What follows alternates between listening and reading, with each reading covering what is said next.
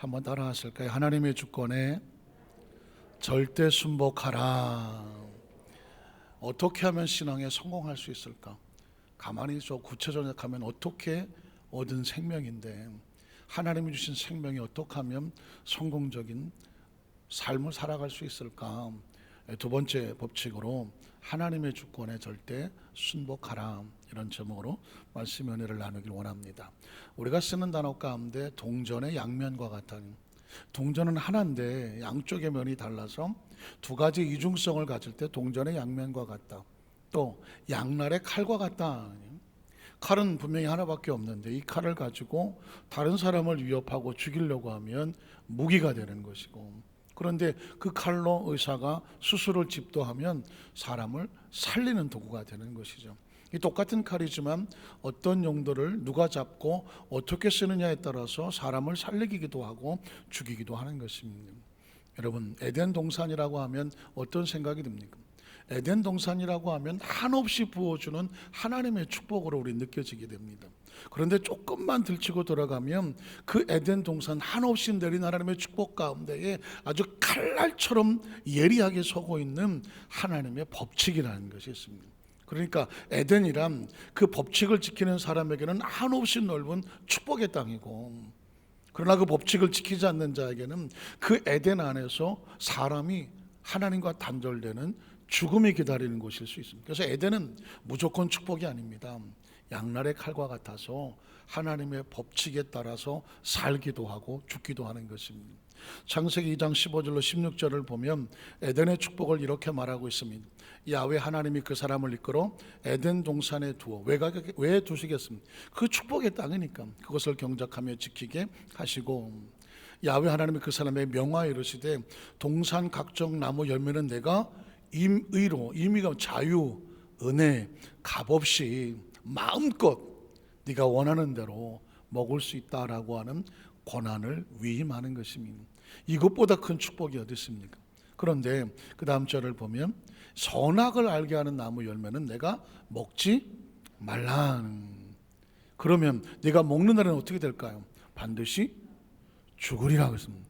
에덴이라고 해서 무한한 자유가 있는 줄 알았는데 그 에덴에는 무한한 자유 가운데 날카로운 법칙 하나가 있는데, 선악을 알게 한 나무 열매는 먹지 말라. 그러면 에덴이고 뭐고 네 생명 자체가 더 살지 못하리라 라고 하는 법칙이 숨겨져 있다는 것입니다.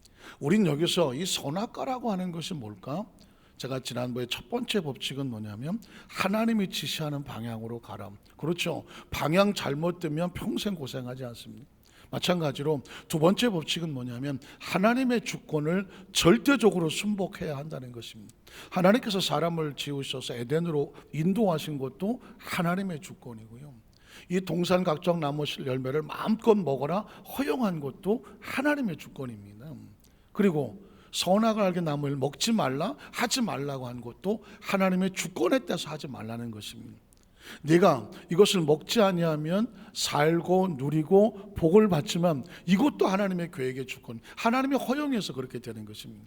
그런데 선악을 알게 나무 열매를 먹으면 네가 죽으리라, 죽음에 대한 것도 하나님의 주권인 것입니다. 그러니까 우리 인간의 생사화복, 생사여터를 누가 가지고 있느냐? 하나님의 주권을 가진 것입니다. 그러니까 성경은 한마디로 말하면 인간이 하나님을 만나고 난 다음에 어떻게 신앙생활을 잘할까, 어떻게 신앙이 성공적으로 갈까, 내가 정말 어떻게 해서 얻은 생명인데 이 생명을 잘 살아갈 수 있을까, 세상적인 표현이지만 내 생명이 어떻게 성공적으로 살아갔을까, 있을까? 방법은, 두 번째 방법은 뭐냐? 하나님의 주권에 손대지 말고, 하나님의 주권을 거스리지 말고 하나님의 주권을 철저하게 순복하고 살아야 된다는 것입니다. 인간은요, 사느냐 죽느냐의 기로 속에서 매일매일 치열하게 싸우고 있지 않습니까? 우리 온도를 맨날 체조 갖다 대고 재고 막 갖다 대고 36.5도 정상입니다, 통과하세요. 36.5도의 체온을 가지고 만에 하나 40도, 50도, 60도 가는데 하면 살까요, 죽을까요? 못 살죠. 영하 20도, 30도 가서 살까요, 못 살까요? 뭐 어떻게 버티고 살겠지만 죽지 못해 살겠죠. 인간의 체온을 가지고 있는 것도 어느 한도 내에서는 살지만 한도를 벗어나면 인간의 생명은 견디지 못하는 것입니다. 아주 단적인 예를 들었는데요, 인간이란 그래요. 어느 선 안에 있으면 안전하지만 어느 선 바깥으로 무엇인지 나가면 충격이든지 뭐든지 몸이 견디지를 못하는 것입니다. 마찬가지입니다. 우리 생명을 살리는 것은 하나님의 주권 안에 있을 때 안전한 것이지, 주권을 벗어나면 누구도 안전하지 않다. 우린 첫 번째로 하나님께서 우주의 창조주요 절대 주권자가 되신다는 것입니다. 그래서 머릿속에, 의식 속에 이 우주 만물의 모든 주권자는 누구다? 하나님에 대한 정확한 인식이. 오늘 성가대가 찬양을 정말 기가 막히는, 창조주 하나님을 찬양한다. 이 이야기는 뭐냐면, 난 창조주 하나님 앞에 모든 주권이 있음을 믿습니다. 신앙의 고백과 같거든요. 창세기 1장 1절에 보면, 창세기 1장 1절은 성경 창세부터 계시록까지의 가장 첫 장의 첫 절이란 말입니다. 글을 쓰는 사람들은 항상 제목도 중요하지만 첫 장 첫 절에 뭐라고 쓸까 고민하지 않겠습니까? 그 첫 장 첫 절에 나올 말이 태초에라고, 제가 수도 없이 강의했죠. 이 태초는 뭐냐면 시간을 말하는 것이거든요. 시간의 처음을 말하지만 결국 시간은 처음이 있으면 마지막이 있게 말합니다. 저와 여러분은 시간의 제한 속에서 한정된 삶을 살아가지만, 그래서 그 시간, 무한해 보이지만 유한한 시간 속에서 그 시간에 제약받아 살아가지만, 그 시간을 만든 분이 누구다? 하나님이다. 시간을 통제하고 지배하는 분이 하나님이다. 우리 유한한 인간이 이 생명을 주관하는 분은 하나님입니다. 생명은 한마디로 말하면 시간입니다. 저와 여러분이 산다는 뭘까요? 산다는 게 뭘까요? 아직 우리에게 시간이 남아있다는 것입니다. 시간이 없다는 얘기는 살 날이 얼마 남지 않았다는 것입니다. 그래서 태초라는 단어가 처음 등장하는 것은 의미가 있습니다. 하나님이라고 하는 존재가 등장을 하고, 천지는 공간을 말하는 것입니다. 우리는 공간 속에, 지금 교회라는 공간 속에 살아가고요, 안산도 공간이죠. 대한민국 공간입니다. 지구도 공간이죠. 대기권도 공간이고요, 우주도 공간입니다. 저 높은 하늘에, 밤하늘의 공간 속에 별들이 있는 것이죠. 여러분, 이 거대한 공간에 우리라고 하는 존재는 아주 초라합니다. 한번 생각해 볼까요? 우리 보통 사람들은 거기까지 생각을 잘 못 하더라고요. 그러나 동물은 그런 생각을 못 할 거예요. 상상도 못 하지만 인간만이 할 수가 있는 건데, 인간도 사실은 대부분은 거기까지 신경을 안 씁니다. 여러분, 우주라고 하는 건 무한하지 않습니까? 만약에 우리 성전 안이 우주라고 한다면 거기에 지구는 어떨까요? 아주 눈에 보일까 말까 하는 먼지도 들떡말떡합니다. 사이즈로 비교하면. 그러면 그 먼지 같은 곳에서 저와 여러분은 또 사이즈를 어떻게 비교할까요? 이건 거의 눈에 안 보이는 0.000000 가도 안 보일까 하는 정도입니다. 그러니까 저와 여러분이라고 하는 존재는 우주라는 거대한 공간 속에서 존재하는지도 모르는 아주 작은 존재인데, 그게 의미가 있는 것은 뭐냐면, 그 작은 존재라도 누가 지었다? 하나님이라는 의미가 있기 때문에 성가대가 찬양하지 않습니까? 그 먼지같이 연약한 존재 같지만 그 입에서 하나님을 찬양하는데, 하나님을 통하는 존재인데, 그게 위대하고 거대하다는 것입니다. 그래서 하나님이 천지를 창조하셨다라고 하는 것은 뭐냐면, 우리의 모든 삶의 모든 것들은 하나님의 법칙 속에서 하나님이 주관하고 계신다. 믿으십니까? 이것만 깨달아도 하나님과 우리의 관계는요, 진짜 창조주와 피조물로 하나님 보시기에도 가슴 뜨끔한 겁니다.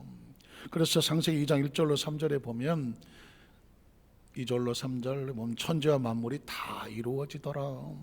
그리고 하나님이 그가 하시던 일을 일곱째 날에 마치심에 그가 하시던 모든 일을 그치고 일곱째 날에 안식하시니라.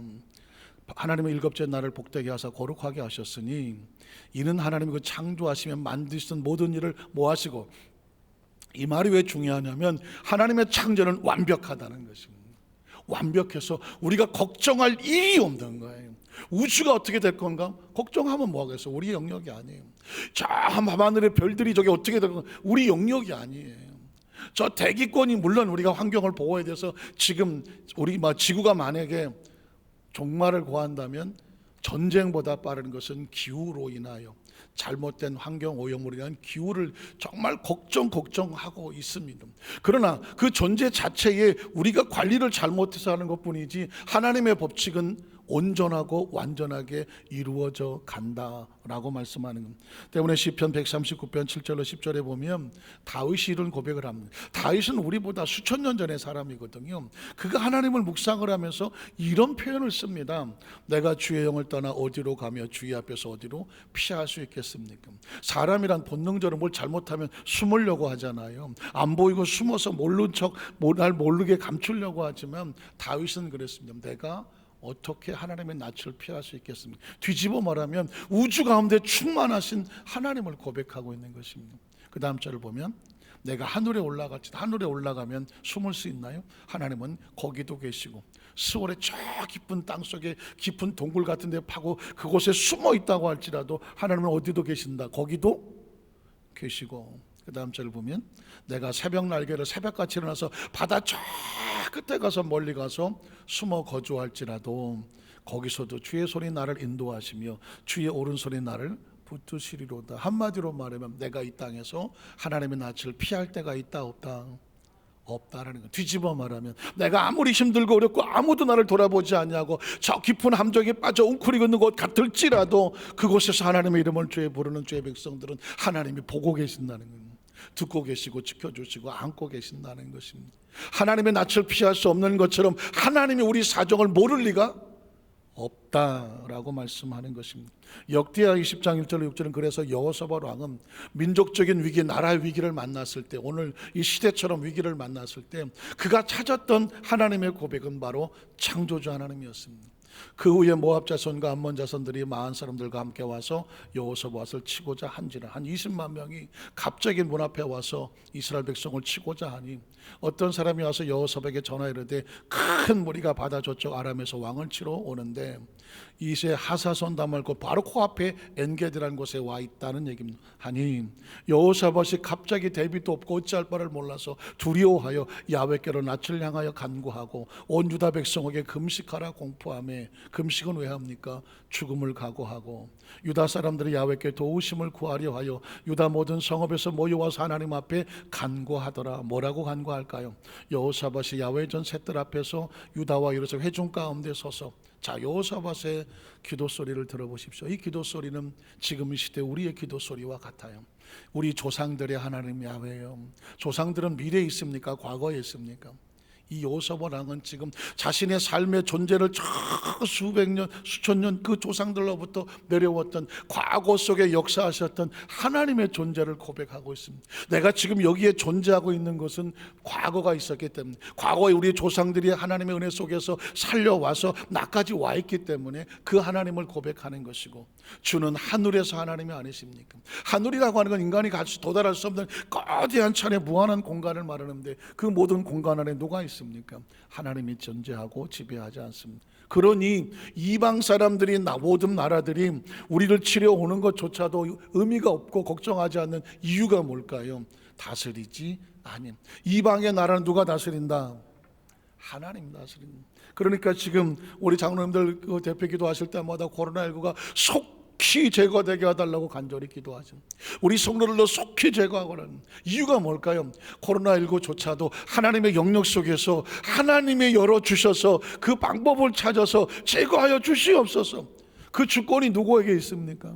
하나님께 있음을 고백을 하는 것입니다. 물론 코로나19를 닥쳤을 때 우리가 과연 이 앞에서 이 시대를 지나갈 때 우리가 하나님의 낯을 구하여 하나님 앞에 나와서 회개하고 부르짖어 간구해야 한다는 우리의 변화된 신앙의 모습이 필요하죠. 그러나 우리는 하나님 앞에 나와서 또 구하는 것은 인간이 할 수 있는 방법이 벌써 지금 3월달 아니 작년부터 거의 1년이 넘어가는 상황 속에서도 누구도 방법을 찾고 있지를 못하고 있기 때문에 하나님의 낯을 구할 수밖에 없는 이유는 모든 주권이 누구에게 있습니까? 하나님 앞에 있습니다.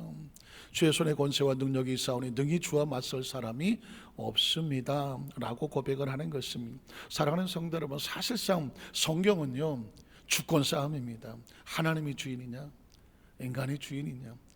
창세기서부터 하나님이 주인이다를 계속 외치는 거예요. 그러면 인간이 그 주인을 받아들이고 사느냐, 아니면 하나님은 자신이 주인이라고 말씀하셔도 나는 내 인생 따로 있어요, 내 마음대로 살겠어요 라고 부딪혀지는 사건, 이게 아버지와 탕자가 될 수도 있고 하나님과 이스라엘 백성이 될 수도 있어요. 그러나 주권 싸움을 합니다. 예수님께서 어리석은 부자의 비유를 말할 때도 가만히 들어보면 주권입니다. 부자가 말하기를 내가 돈도 많이 벌었어, 쌓을 곳이 없어, 그래서 창고를 막 10개씩 짓고 가득 채워놓고 나니까 뭐 그냥 너무 좋아. 내 영혼아, 마음껏 즐기자. 곡식도 많고 뭐 돈도 많고 창고도 뭐 땅도 많다, 어떻게 지킬까?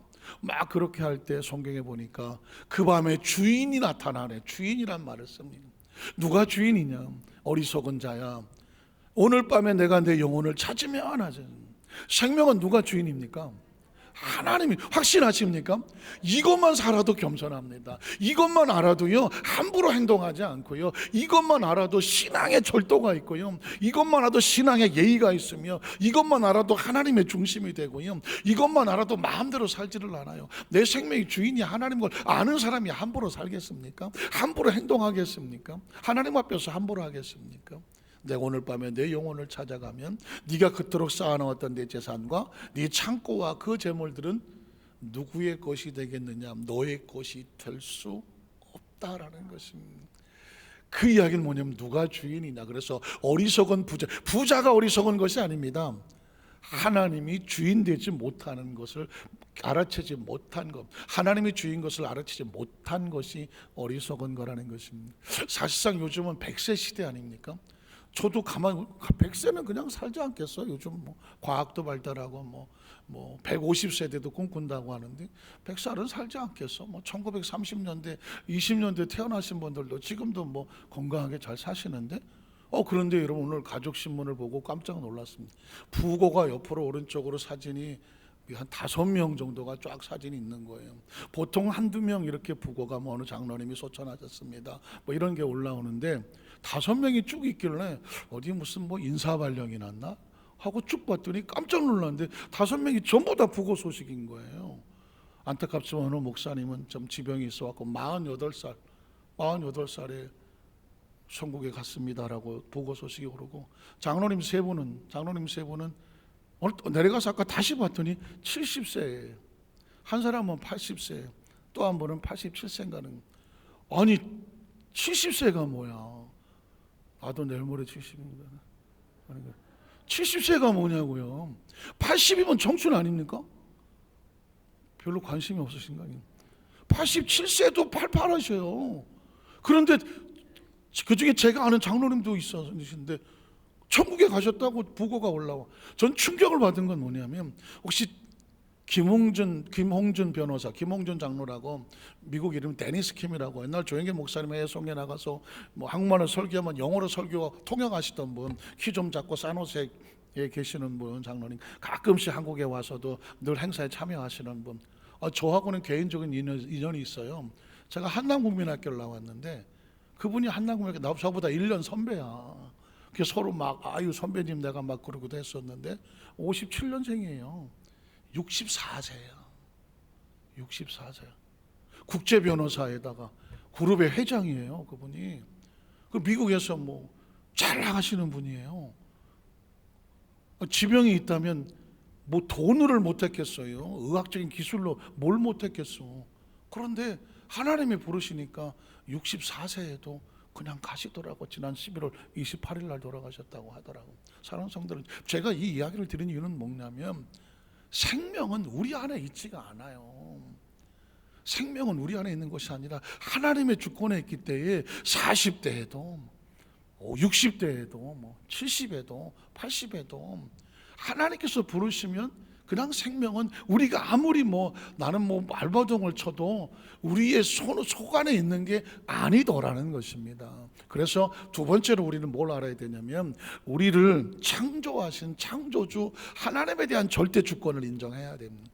이 우주 안에 돌아가는 모든 것들의 주인이 하나님인 절대주라는 것을 인정을 한다면, 그러면 이제 우리의 생명을 창조하신 하나님이 창조주가 되시고 절대주가 된 것을 인정하라. 그게 성경의 메시지입니다.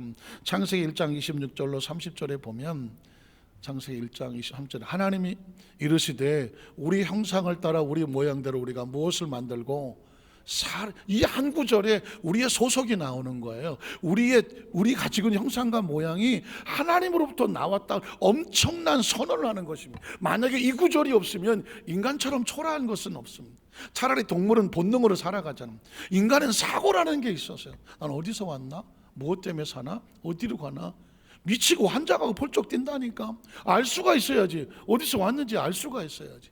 내가 왜 사는지 알 수가 있어야지. 죽으면 어떻게 되는지 알 수가 있어야지.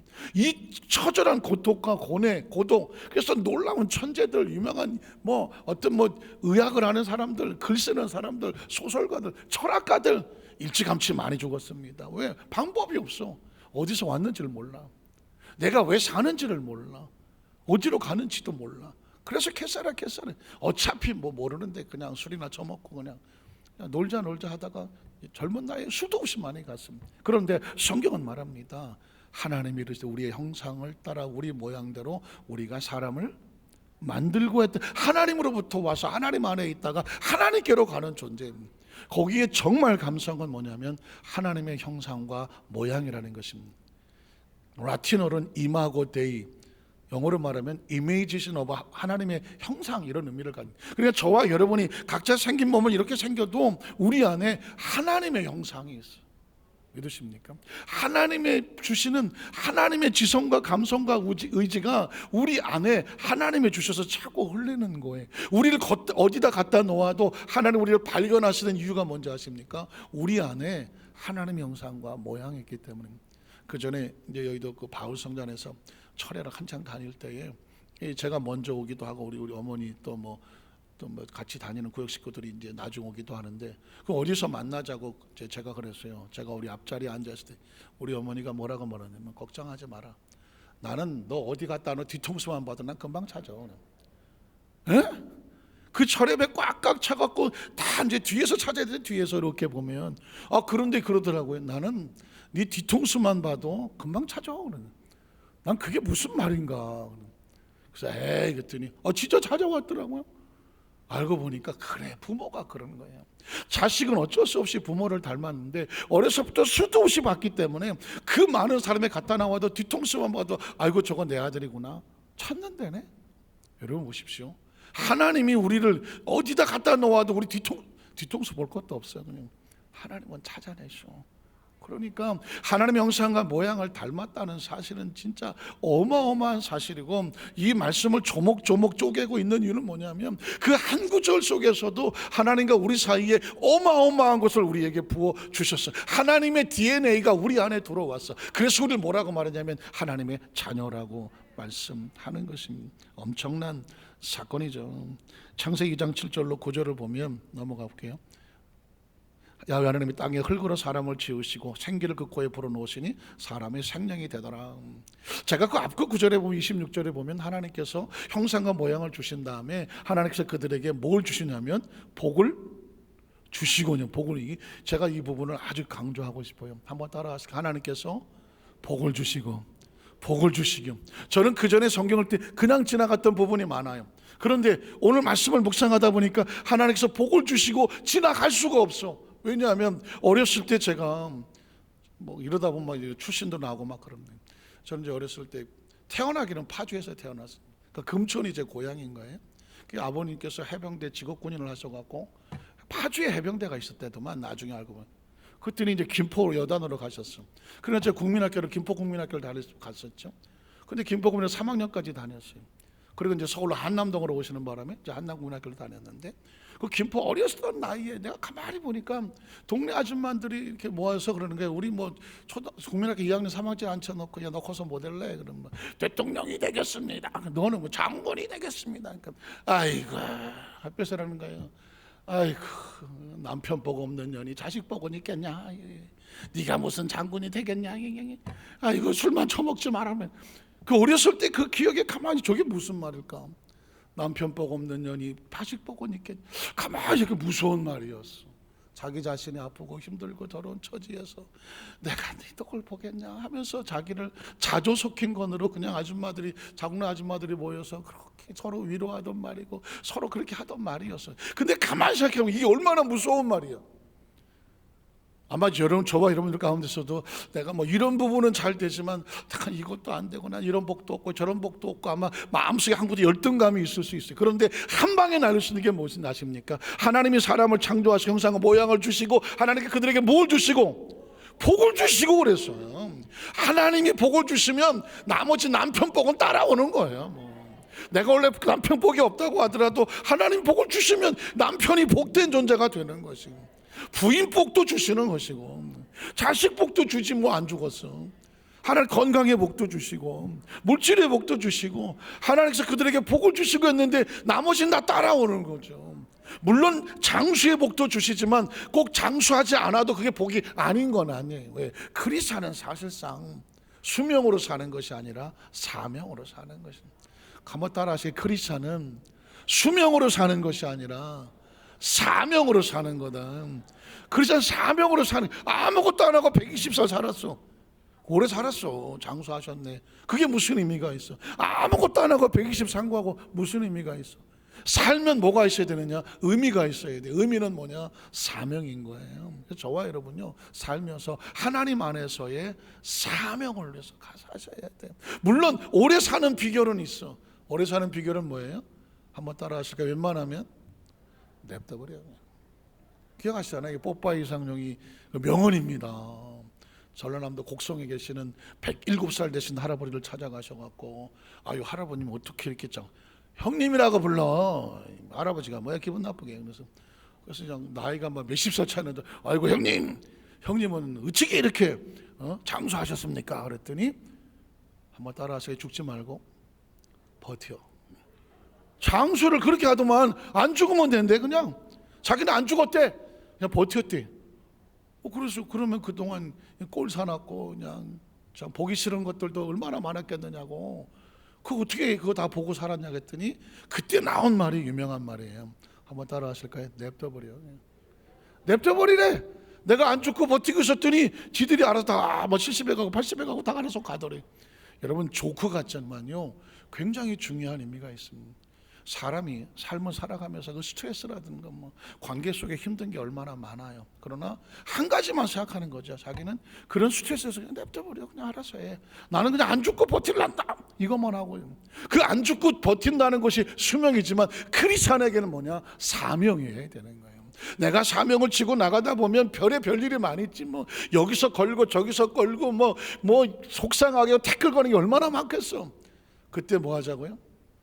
냅둬버려. 그냥 나는 그냥 하나님과의 관계 속에서 나는 내 사명 지고 가는 거야. 그래서 내 사명이 하나님이 주신 수명이 되게 하면 그게 하나님 안에서의 축복인 줄로 믿습니다. 시편 139편 11절로 12절에 보면 그래서 다윗은요 참 다윗의 이야기는 수천 년 전의 사람인데 자기 자신의 존재에 대해서 이런 고백을 합니다. 내가 혹시 말하기를 흑암이 반드시 나를 덮고, 죽음을 말하는 거죠.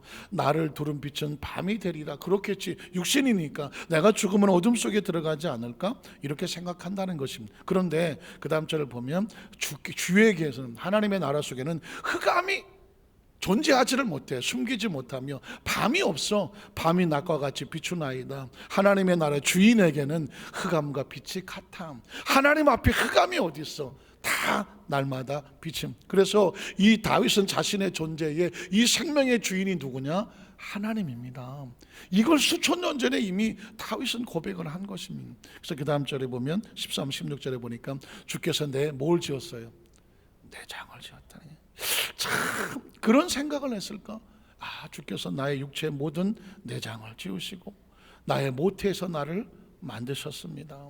그리고 내가 주께 감사한 것은 나를 지으신 것이 심히 신묘막측해. 기묘해. 내가 어떻게 태어났을까? 내가 어떻게, 이 존재 자체가 상상이 안 되는 주께서 하시는 일이 기이함을 내 영혼이 잘 압니다. 다윗은 지금 하나님이 나의 창조주고 나를 만드신 분이라는 것을 할 수 있는 표현을 다 동원해서 하나님을 높이고 찬양하는 것입니다. 그 다음 절을 보면 내가 은밀한 데서 지음을 받고 땅의 깊은 곳에 기이하게 지음을 받은 때에 나의 형체가 주의 앞에 숨겨지지 못. 나라고 하는 존재 자체는 우연히 생겨난 존재가 아니야. 아무리 조그맣게 움직여도 그건 하나님 앞에 숨길 수 없는 존재였다는 것입니다. 그러니까 그 내 형질이 이루어지기 전에 주인은, 이것도 굉장히 중요합니다. 내가 이미 이 땅에 육체를 가지고 어머니 태 속에 수정도 되기 전에 하나님은 이미 나라는 존재를 보고 계셨다는 겁니다. 생물학적으로는 그렇게 태어나지만 하나님의 존재적인 영혼으로 본다면 하나님은 우리의 생명을 이미 보고 붙잡고 계시고, 그 다음 절을 보면 나를 위하여 정한 날이 하루도 되기 전에 주의 척에 다 기록이 되었더라. 지금 우리가 뭐 몇십 년을 살았다고 말하지 모르지만 존재 자체, 앞으로 살아갈 날수를 누가 알고 계신다? 하나님의 생명책에 다 기록된, 이게 지금 엊그저께 이야기가 아니라 수천 년 전에 다윗은 하늘을 바라보면서 창조주 하나님이 자신을 지으셨음을 고백을 하는 것입니다. 여러분, 이 사실을 아는 사람은 항상 이렇게 기도합니다. 역대하 20장 11절로 12절을 보면 그 위기를 만났을 때 여호사밧 기도인데요, 지금 이 시대 우리의 기도여야 되죠. 이제 그들이 우리에게 갚는 것을 보옵소서. 그들이 와서 주께서 우리에게 주신 주의 기업에서 우리를 쫓아내고자 하나이다. 우리 하나님이여 그들을 징벌하지 아니하시나이까? 우리를 치러 오니 큰 무리를 우리가 대적할 능력이 없고 어떻게 할 줄도 알지 못하겠는데 한 가지만 하죠. 오직 주만 바라보나이다. 이 모든 주권이, 해결할 수 있는 주권이 하나님께 있음을 고백을 하는 것입니다. 그래서 오직 주만 바라보나이다 하는 것이거든요. 우리의 신앙은 사실 이렇게 출발해야 됩니다. 오직 주님을 바라본 주의 백성들이 이 땅에서 하늘을 바라보지만 그 다음 세 번째 가면은요, 이 놀라운 축복의 그 절대주가 나오는데 하나님께서 인간에게 영생을 허락하시는 절대주권자가 된다는 것입니다. 사실 이 땅에서 문제를 만날 때 하나님의 그 주권을 인정하면서 그걸 해결해 주신 하나님을 경험하지만 인간의 궁극적인 목적은 뭘까요? 한번 생각해 보실까요? 한번 따라 하실까요? 나의 존재의 궁극적인 목적은 무엇일까? 혹시 9988233입니까? 99세까지 팔팔하게 살다가 2, 3일 앓다가 죽는 거, 혹시 이게 1차적인 목표일까요? 그걸로 끝나지는 않겠죠. 인간은 모두 죽지만 인간이 할 수 있는 가장 간절하게 원하는 건 뭐냐면 죽음에서 일어나는 것입니다. 그걸 뭐라고 말하나요? 부활이라고 말하죠. 이건 크리스찬이 아니면 누구도 꿈꿀 수 없는 것입니다. 인간은 어디서 빛이 나냐면 우리가 육체로 죽으나 다시 부활을 꿈꾸는 사람이고, 부활을 왜 해야 합니까? 부활하는 목적이 뭘까요? 다시 죽으려고? 부활했으면 그 부활의 생명이 쭉 유지가 돼야죠. 그걸 뭐라고 말하죠? 영생이라고 말하는 것입니다. 그게 영생. 그래서 크리스천은 육신의 생명을 가진 모든 사람이 이 땅에 태어나서 죽고 없어져. 그러나 예수를 만나면 어떤 일이 벌어지냐면 부활을 꿈꾸게 되고, 예수님이 부활하시는 것처럼 우리도 부활할 것을 바라보게 되고 믿어지게 되고, 그 부활은 우리에게 영생으로 이끌고 가게 되고, 육신을 벗었으나 하나님의 나라 속에서 영원히, 그게 원래 본래 모습이에요. 원래의 모습으로 살아가게 되는 줄로 믿습니다. 여러분, 착각하시면 안 돼요. 지금 우리 모습이 원래 모습이 아니에요. 이 모습은 육체로 살아가는 동안 잠시 빌려가는 모습입니다. 어떤 모습은, 요즘 뭐 그런 얘기 많아요. 워낙 성형수술을 많이 하기 때문에 천국에서 헷갈려 갖고 도로 나오는 수가 있다고. 뭐 이게 나갈 때 이 얼굴이 아닌데. 어느 유명한 가수는 우리 공항에서 나가서 중국에 들어가다가 패스포트에서 걸렸잖아요. 당신 얼굴 아니라고. 그래갖고 뭐 성형했다고 아무리 뭐 설명을 다시 거꾸로 다시 뭐 인천공항으로 돌아왔다, 그런 얘기가 실제로 지금 벌어지는데 천국에서는 헷갈려 죽었다고 그러더라고요. 그러나 천국에 갈 때는 우리 이 모습으로 가는 것은 아니고 하나님께서 영혼의 모습으로 가는 거 아니겠습니까? 자, 그러면 그 얘기가 요한복음에 쏟아져 나오는 것입니다. 요한복음 1장 1절로 3절에 보면 하나님의 절대 주권, 태초에 말씀이 계시니라, 이 말씀이 하나님과 함께 계셨으니 이 말씀은 곧 하나님이시니라. 그가 태초에 하나님과 함께 계셨고 만물이 그로 말미암아 지은 바 창조주가 되었으니 지은 것이 하나도 그가 없이는 된 것이 없다. 이 땅의 모든 것은 창조주의 소유다. 그래서 11절로 13절을 가면 자기 땅에 그 창조주가 말씀이 육신을 입고 이 땅에 오면 예수 그리스도가 자기 백성 영접하지 아니하였으나 그 예수 그리스도를 주권자로 영접하는 자, 곧 그 이름을 믿는 자들에게는 이제 소속이 달라지죠. 하나님의 자녀가 되는 권세를 주셨으니. 믿으시면 아멘 하시기 바랍니다. 이제는 육신의 자녀가 아니라 김씨나 이씨나 박씨의 자녀가 아니라 그렇다고 뭐 육신의 부모님을 무시하자는 얘기는 아닙니다. 육체적으로는 그 소속이나 우리 영혼은 하늘에 소속된 하나님의 자녀가 되는 권세, 이게 창조주를 기억하면, 그 손과 직결된 하나님의 자녀라고 하면 이게 진짜 가슴이 벌렁벌렁 하는 것입니다. 저는 성경을 처음 읽고 이걸 벌렁벌렁 하는 것이 아니라 어려서부터 신앙생활에서 성경을 수도 없이 읽고 왔는데, 이제 좀 철이 들어서 다시 읽다가 보니까 그 속에 있는 하나님의 숨겨진 마음을 발견하고, 그게 내 모습이, 말씀이 거울이 돼서 그 말씀에 비춰진 내 모습을 바라보면서, 야, 내가 이런 존재였구나, 하나님의 존재를 서서히 알아가듯 그 하나님 나를 향하신 그 마음을 알아가는 것이죠. 조금씩 철이 들어가는 거예요. 신앙의 성경을 많이 깊이 깨달아지기 시작하면 신앙엔 철이 들어가는데, 그 철이 뭐냐? 아버지가 누군지를 알게 되고 그 자녀인 내가 누군지를 알게 되어져 가는 것입니다. 권세를 주셨으니 13절에 보면 혈통으로나 육적으로나 사람의 뜻으로 하지 아니하고 오직 어디서부터? 하나님께로부터. 한번 따라하실까요? 하나님께로부터. 하나님께로부터. 제가 왜 이야기를 수도 없이 하는지 아십니까? 굉장히 많은 크리스찬들이 예수를 믿고 하나님의 자녀, 교회라고 해. 그러나 자신이 하나님께로 나타났다는 자아적인 자아인식이 없어. 세상 사람들하고 똑같이 살아가. 교회를 학교 오는 줄 알아. 교회를 어디 무슨 뭐 수련원 와서 그냥 앉았다 가는 일시적인 장소로 알아.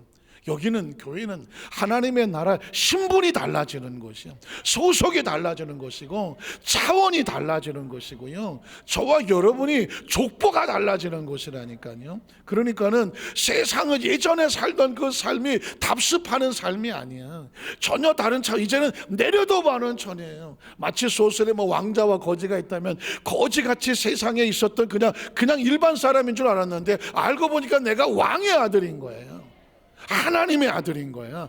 그러면 이제는 의식이 하나님의 왕의 아들처럼 생각하고, 왕의 아들처럼 사고하고, 왕의 아들처럼 아량이 있고, 왕의 아들처럼 언어해야 되고, 왕의 아들처럼 품격이 있어야 되는 거지. 그게 바로 하나님의 자녀. 하물며 왕의 자녀가 그렇다면 하나님의 자녀는 이루 말할 수도 없는 것이죠. 하나님이란 존재 속에 그 거대한 하나님이 나를 통해서 내가 하나님의 자녀 된 것으로 흘러내려가는 거예요.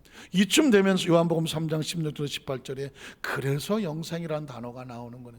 이걸 요절로만 가리키니까, 옛날 수련회 가서 밥 먹을 때 요절에 오면 이거 만만하잖아. 하나님의 세상은 이거 하면 밥 주니까.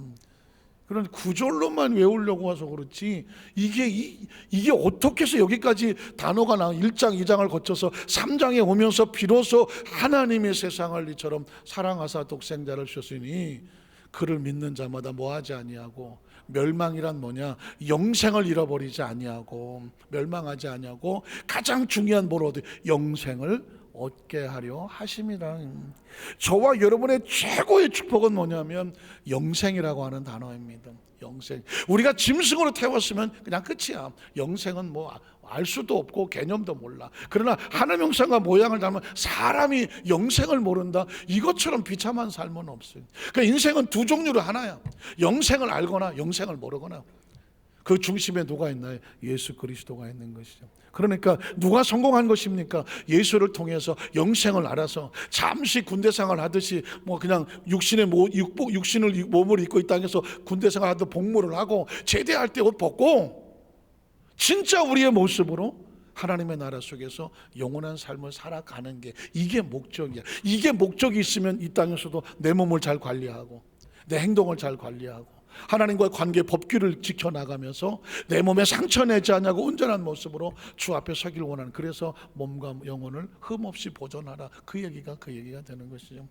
그 다음 절을 보면, 그래서 하나님이 그 아들을 세상에 보내신 것은 세상을 심판하려 하심이 아니요 그로 말미암아 세상에 구원을 받게 하려 하심이라. 그를 믿는 자는 심판을 받지 않은 것이고 믿지 아니하는 자는 하나님 독생자 이름을 믿지 아니하면 이미 심판, 다른 게 아닙니다. 영생을 얻는 게 축복이고 영생을 잃으면 그게 심판인 거예요. 요한복음 3장 34절에서 36절에 보면, 그래서 하나님이 보내신 하나님 말씀을 이는 하나님의 성령을 한량없이 주심이니라. 아버지께서 아들을 사랑하사 만물을 다 그의 예수 그리스도 안에 모든 주권이든 그의 손에 주셨으니, 아들을 믿는 자에겐 뭐가 있고, 기억하십시오. 밑줄을 쫙 끄시고 아들을 믿는 자에게는 영생이 있고, 이걸 통해서 우리의 존재 자체가 이 영생 안에서 꼭 붙잡히는 존재가 되기를 주님의 이름으로 축복합니다. 아들에게 순종하지 않은 자는 뭐예요? 영생을 보지 못하지. 도리어 하나님의 진노가 그 위에 머물러 있느니라. 사실상 제 어렸을 때 고백을 하면, 교회는 어려서부터 다녔어. 성가대도 하고 뭐 교사도 하고 예배, 저녁 예배도 참 합정 예배를 드려. 그러나 지금 생각하니까 설교나 말씀에 대한 개념이 내 머릿속에 정확하게 들어오지 아니하니까 예배 의식은 있는데 그 말씀이 나로 하여 살려 내가 누군지를 끌고 가게 되는 그 체험이 없었어. 그 깨달음이 없었어. 그래서 우리 성가대는 그런 분이 없지만 제가 성가대 할 때는 앉아갖고 설교 시간에 아예 노트를 하나 꺼내갖고 낙서를 하고 그냥 목사님은 앞에서 이사야가 어쩌고 어쩌고 하는데 나는 뭐 방탄소년이 어쩌고 뭐 누가 어쩌고 뭐 어쩌고, 옆에 있는 놈한테 너 점심 뭐 먹을래? 시간만 때우는 거지 뭐. 시계나 보고. 죄송한 얘기, 처음 이런 얘기하고, 제가 개인적으로 성격상 제가 제 얘기를 잘 못하는 스타일이에요. 뭐 옛날 얘기도 잘 못하고 저에 관해서 얘기를 잘 못해. 어떤 사람은 자기 이야기를 참 잘하는데 난 사실 개인 얘기를 잘 못해. 성격상 잘 안 돼. 그런데 지금 처음 이런 얘기를 하는 거예요. 이런 얘기를 하는 이유가 뭘까요? 목사님이 왜 어렸을 때 교회는 열심히 다녔는데 왜 설교 시간에 그렇고 예배 시간에 그랬을까? 이유가 뭔지 아십니까? 그 은혜와 그 은혜와 은총이라든가 이런 걸 못 깨달아. 영생이 뭔지를 모르겠으니까. 뭐 구원은 예수 믿고 구원받고 뭐 그런 거 하긴 하겠는데 하나하나 단어가 씹혀서 내 속에 들어오지는 않으니까 그냥 막연한 신앙생활인 거예요. 그냥 막연히 앉아 있는 거예요. 그냥 목사님은 원래 설교하는 거고, 뭐 성가대 원래 찬양하고, 뭐 집사님들은 뭐 장로님들은 기도하시고, 뭐 집사님들은 뭐 봉사하시고, 뭐 그러면 우리는 그냥 열심히 그냥 교회에 다니면 이게 다니는 건 줄 알았어. 그러나 여러분 보십시오. 우리가 이 자리에, 이 엄청난 시간에, 엄청난 자리에, 중요한 시간에 왜 여기 나와 있습니까? 하나님이 예수 그리스도 나여서 우리에게 영원한 생명, 영생의 개념을 깨우쳐지면 삶이 달라지고요. 그래서 이제는 옛날에는 뭐 어머니가 어머니가 집사님이고 권사님이라서 너 무조건 일어나고 말하고, 뭐 교회 장로님들이 뭐 너 이래야 돼, 그리고 뭐 교사 선생님이 이래야 되니까 그냥 수동적인 신앙생활을 했다면 이제는 수동적으로 신앙생활하면 안 되는 거예요. 깨우쳐 알아서 하나님 말씀이 내 안에 들어와서 나를 움직이게 만들어요. 저는 여러분에게 지금 그걸 원하는 것입니다. 신앙은 절대적으로 강압적이어서도 안 되고 누가 시켜서도 안 돼. 물론 잘할 땐 그렇게 하겠지. 교육이 되겠지. 그러나 어느 정도 성장을 하기 시작하면 진짜 크리스찬은 이제 내가 스스로 결단하고 각오하고 이러면 안 되겠구나, 이렇게 해야 되겠구나 스스로 판단하면서 움직이기 시작하면서 진짜 신앙은 시작되는 것입니다. 말씀을 정리하기 원합니다. 하나님의 주권을 선포를 하면서, 여러분 왜 주의 날인가요? 왜 주일이라고 말 안 해요? 생각해 보셨어요? 우리는 어려서부터 일요일이라고 말 안 하잖아요. 주일이라고 말하잖아요. 왜 그럴까요? 이 날은 주님의 날인 거예요. 주권이 주님에게 있는 거예요. 주일을 성수한다는 목숨을 걸었습니다. 이유가 뭔지 아십니까? 내 생명의 주인은 누구입니다? 하나님입니다. 그래서 주일을 성수하는. 그래서 내 마음대로 주일을 쓸 수 있나요, 없나요? 쓸 수 없는 거예요. 주일 성수는 선악과와 같은 거예요. 지키면 살고 건드리면 죽을지도 모른다, 이런 위협감을 가지면서 주일을 지키는 거예요. 어쩔 수 없이 뭐 급박한 상황에 생명이 왔다 갔다 하는 상황 가운데 주일 성수를 못했다고 할 때는 그건 하나님이 아시는 거죠. 어쩔 수 없는 상황은. 그러나 내가 내 나를 마음대로 쓸 수 있는 주권은 나한테 없는 거예요.